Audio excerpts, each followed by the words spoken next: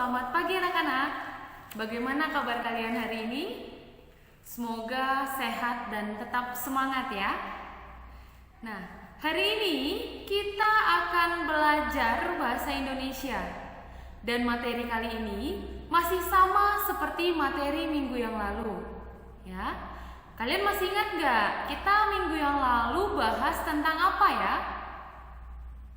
Ya, tentang mencari ide pokok dalam sebuah paragraf. Ya, kalian masih ingat gak jenis-jenis paragraf berdasarkan kalimat utamanya? Ya, ada 3 ya anak-anak. Apa saja? Coba kita sebutkan sama-sama. Seperti yang sudah Ibu jelaskan minggu yang lalu. Yaitu yang pertama paragraf deduktif. Lalu yang kedua paragraf induktif. Dan yang ketiga paragraf campuran. Pintar sekali. Nah, anak-anak sudah bisa membedakan belum? Apa perbedaan antara paragraf deduktif, paragraf induktif, dan paragraf campuran? Ya, letak kalimat utamanya. Ya, kalian masih ingat kan? Dan kalaupun misalkan anak-anak Ibu sudah lupa, kalian bisa buka materi yang Ibu jelaskan minggu yang lalu. Lihat lagi di YouTube. Oke? Nah, kali ini Ibu akan memberikan contoh yang lain dari teks paragraf. Bagaimana cara menentukan ide pokok berdasarkan letak kalimat utamanya. Ya, jadi hari ini masih sama dengan minggu yang lalu materinya ya. Tapi hari ini kita akan bahas teks-teks bacaan saja. Ya, karena minggu yang lalu Ibu sudah memberikan penjelasan dan arti dan contoh dari materi ini. Oke? Anak-anak, sebelum Ibu memberikan kembali contoh-contoh dari teks paragraf, Ibu ingin ingatkan kalian, ada beberapa hal yang harus kalian perhatikan sebelum kalian menentukan ide pokok dari sebuah paragraf. Ya, yaitu apa saja? Yang pertama, jika ada sebuah teks paragraf, maka langkah pertama yang harus kalian lakukan adalah membaca dengan teliti ya teks bacaannya. Ingat ya anak-anak, kalau kalian tidak membaca dengan teliti, kalau kalian tidak membaca teksnya, kalian tidak akan bisa menentukan ide pokok, atau kalian tidak akan bisa menentukan letak kalimat utamanya ada di mana. Paham? Ingat, jadi kalian harus membaca dulu ya. Lalu yang kedua yang harus kalian perhatikan apa? Yaitu pelajaran kita ini tentang ide pokok, mencari ide pokok ya. Dan ide pokok ini ada di dalam kalimat utama. Nah, kalian harus paham bahwa kalimat utama letaknya hanya di paling awal atau di paling akhir, tidak di tengah-tengah ya. Seperti deduktif, induktif, campuran itu letaknya hanya di awal atau di akhir paragraf ya. Satu kalimat penuhnya yang ada di awal berarti itu deduktif. Satu kalimat yang ada di akhir berarti induktif. Atau kalimat yang di awal dan di akhir berarti campuran ya anak-anak. Karena tugas yang kemarin Ibu berikan masih saja ada yang salah. Anak-anak Ibu belum membaca teksnya dengan teliti. Ya. Dan yang kalian tuliskan adalah kalimat yang ada di tengah-tengah paragraf. Dan sudah jelas itu salah. Oke anak-anak? Jadi materi kali ini Ibu harap kalian nanti lebih paham lagi, lebih teliti lagi. Baik, mari perhatikan paragraf yang akan Ibu tampilkan ini. Ya. Nah, kita baca dalam hati masing-masing, kita amati, dan mari kita tentukan sama-sama letak kalimat utamanya dan kita tentukan ide pokoknya. Ya, anak-anak, lihat. Sekarang kalian silahkan perhatikan. Kalian baca dengan teliti. Ya. Lihat kalimat pertamanya. Internet menjadi salah satu hal yang sangat bermanfaat bagi manusia. Nah, untuk menentukan ini paragraf deduktif, induktif, atau campuran, kita lihat dulu kalimat pertamanya. Ini yang paling atas ini, atau kalimat awal yang Ibu bacakan tadi. Lalu, lihat kalimat selanjutnya atau kalimat kedua. Apakah ada kata yang diulang? Apakah berkaitan dengan kalimat yang pertama tadi? Ya, ada kata yang diulang di dalam kalimat kedua, yaitu kata internet. Ya, kata internet diulang dari kalimat pertama, maka ini berkaitan ya anak-anak. Lalu lihat kalimat selanjutnya, kalimat ketiga. Apakah masih ada kata yang diulang? Betul sekali, masih ada kata internet. Ya, lalu selanjutnya perhatikan kalimat yang terakhir, kalimat keempat. Apakah masih ada kata yang diulang? Ya, masih ada kata internet.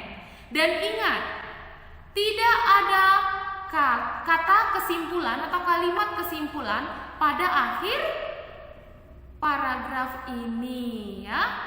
Kalau dia ada kata kesimpulan berarti sudah jelas ini paragraf campuran. Tapi ingat, di sini tidak ada kata kesimpulan. Berarti dapat kita tentukan bahwa kalimat utamanya terletak di awal paragraf ya. Internet menjadi salah satu hal yang sangat bermanfaat bagi manusia. Itu adalah kalimat utamanya. Ya. Jadi ide pokoknya apa? Ide pokoknya adalah internet merupakan salah satu hal yang bermanfaat bagi manusia. Oke, atau kalian bisa buat dengan kalimat kalian sendiri, tapi tidak keluar dari konteks pada kalimat utamanya yang ada di awal paragraf ini. Ya, jadi ini adalah paragraf deduktif karena kalimat utamanya terletak di awal paragraf. Baik. Anak-anak, sekarang Ibu punya contoh teks paragraf yang kedua. Ya, mari sama-sama kita amati dan kita tentukan ide pokoknya. Nah, sebelum menentukan ide pokok, kita cari dulu kalimat utamanya. Ya, lihat kalimat yang pertama. Setelah banjir surut, anak-anak yang telah berhasil dievakuasi kemudian dibawa ke pelayanan medis darurat untuk mendapatkan pemeriksaan. Ya, itu kalimat pertamanya. Lalu lihat kalimat yang kedua. Apakah ada kata yang diulang? Apakah berkaitan dengan kalimat yang pertama? Tidak sama sekali ya anak-anak. Nah, lalu lihat kalimat selanjutnya, kalimat yang ketiga. Apakah kalimat yang ketiga ini berkaitan dengan kalimat sebelumnya atau kalimat yang pertama? Apakah ada kata yang diulang dengan kalimat pertama? Tidak ya nak. Lalu lihat kalimat yang keempat atau kalimat yang terakhir. Apakah ada kata yang diulang? Ya, memang ada kata banjir yang diulang ya. Tapi lihat, apakah berkaitan dengan kalimat yang pertama? berkaitan ya nak, tidak berkaitan kalimat ini. Dan lihat lagi di kalimat yang terakhir ini ada kalimat kesimpulan. Ya, dapat dikatakan. Nah, ini merupakan merujuk kepada kalimat kesimpulan. Dapat dikatakan banjir bandang yang terjadi minggu lalu itu mengakibatkan dampak buruk bagi kesehatan anak korban banjir, ya. Maka kalimat yang terakhir ini merupakan kalimat kesimpulan. Dan bagaimana ide pokoknya? Kita dapat buat ide pokoknya. Banjir bandang mengakibatkan dampak buruk bagi kesehatan anak korban banjir, ya. Baik, selanjutnya anak-anak, ibu punya teks bacaan atau teks paragraf yang ketiga. Kalian perhatikan dan kalian amati apa ide pokoknya atau di mana letak kalimat utamanya, ya.